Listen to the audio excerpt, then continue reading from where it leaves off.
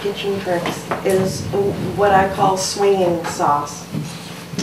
Because you can make one batch of it and it swings a number of ways.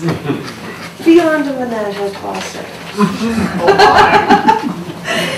So essentially, they're in classic cuisine, you've got your basics. You have celery, onions, peppers, carrots that all end up in various sauces and soups and stews and whatnot. So we have pre-diced onions that we're going to put into our very slowly heating up pot. And this particular sauce ends up being the base for it can be the base to a multitude. Okay, since I didn't know I need a lid, we're doing a very inelegant workaround, and we're going to use a skillet just to get the heat happening. There's one easy way to clean a pepper. You cut it in half. That's it. You don't cut the top off. You don't cut the bottom off. You just cut it in half. And then using your thumb, you put it in and you snap right where the stem is so that you don't get, like you'll see here, there's no pepper flesh. This way you're getting all the pepper goodness, you're not wasting any money, and it's fast and it's easy. You should use as much of the vegetable as possible. Get rid of the seeds because they make things bitter once they cook, and then it's just a matter of dicing it. Now, when you're faced with something like this where the edges are all curling up and it looks not very cooperative, you make it work with you. So you just cut at a diagonal and then straight across. And once you hit the curled up bits, you just work through them. Like that. And quick and easy, you end up with diced peppers.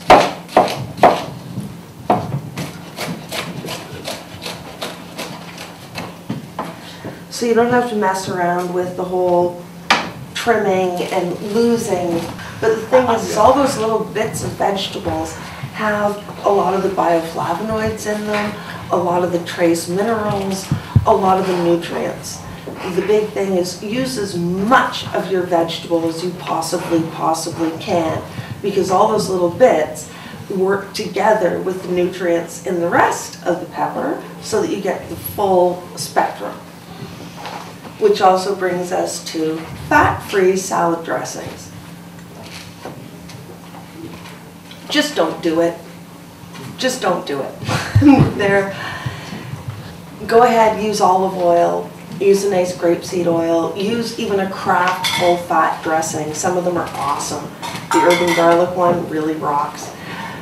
But the thing is, there's so many fat-soluble vitamins in vegetables, and when you have a big salad and you think, yay, I'm being so healthy and so great, but if you don't have a little bit of oil in there, a little bit of fat, whether it's through olive oil, your dressing, or through, say, salmon tossed on it, you're not getting all of the nutrients out of the vegetables because so many of them are fat-soluble, like vitamin D, for example, vitamin A. So those are the vitamins that you're losing if you're using one of the completely fat-free, super low-cal dressings. I say just leave them alone. But that's my personal opinion.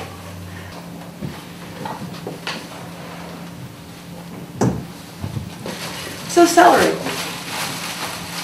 People think of celery as kind of a non-vegetable, as something they use as filler for things. Celery is really, really high in a lot of trace vitamins, and it's actually shockingly good for you. And it has, if you're looking at, watching your waistline, it takes more energy to digest celery than this celery actually contains. Plus, it adds awesome levels of flavor to things. Now, you can obviously cut your celery in sticks, blah, blah, blah. If you're dicing a bunch for soup or salads or in a spaghetti sauce, don't make yourself crazy breaking it all apart piece by piece. What we do is you cut it in half, like that. And then you go lengthwise.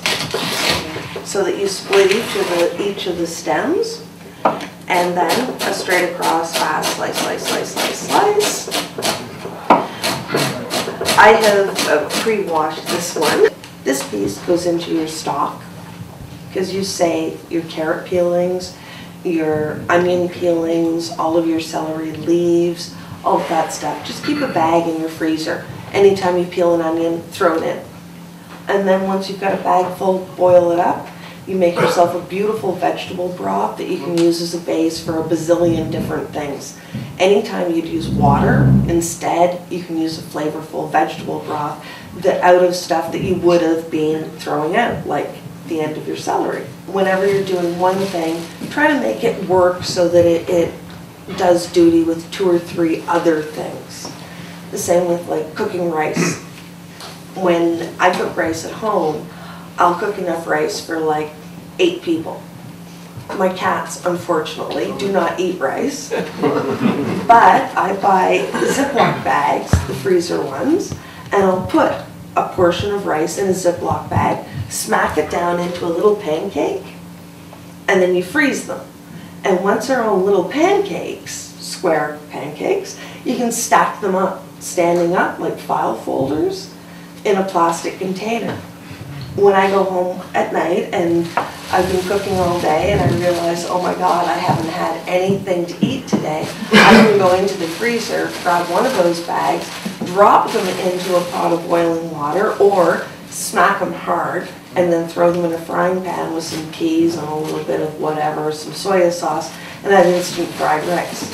So you've got rice available quickly, because brown rice is the best rice for you, obviously.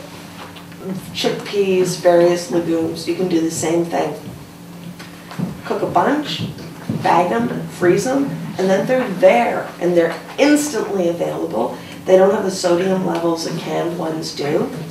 You can control the seasonings in them. In the freezer, a long time, 4 to 6 months, easy, as long as you use the freezer bags. And you can get the cheap non-Ziploc freezer bags that you use a twist tie with. They're just as good. The Ziploc, though, is so much fun because you get to see the color change when you're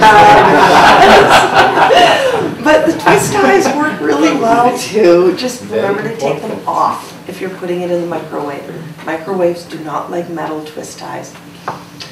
Ask me how I know.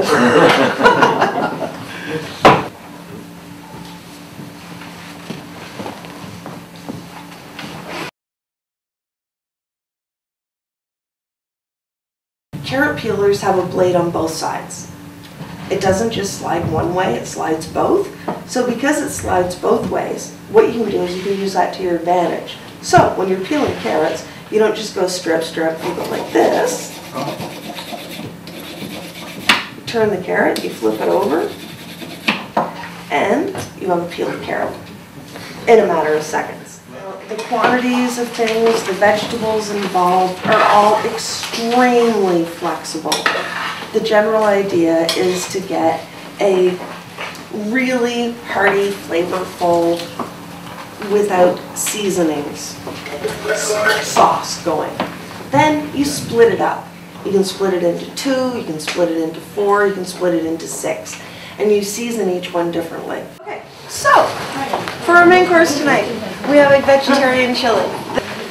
What we've done with it is we've added roasted corn, black beans, white beans, kidney beans. I put eggplant in it this time, and then we've also added a whole organic black quinoa and bulgur to it. So even though it's vegetarian, you're getting complete protein. The second main that we're demonstrating tonight is the chicken and Italian sausage ragu, I guess is the best way to put it. It works wonderfully just as it is, in a bowl, or served on rice, like we're doing tonight. Or it also is wonderful as a sauce in lasagna. Then we have brown rice. It's been steamed, and we've done a nutritional sneak attack with the brown rice. There's finely shredded kale, that's the green bits, that give you a healthy dose of vitamin K, as well as a lot of other trace vitamins. Kale is just like a ultimate superfood. People don't know what to do with it, they don't know how to cook it. this is a nice, easy way to get it into things. What we did was we steamed the rice. Then while the rice was still hot, we just stirred in finely shredded kale and grated carrots. So you're getting the extra beta-carotene from the carrots, as well as the fiber and blah, blah, blah, all the goodness of them, plus the goodness of the kale. And it doesn't affect the actual flavor of the rice. It still just tastes like, well, rice. Because it's supposed to be bland so that it can pick up on the flavors from the other things. So there you go. That's the intro to the main course. We've got plates.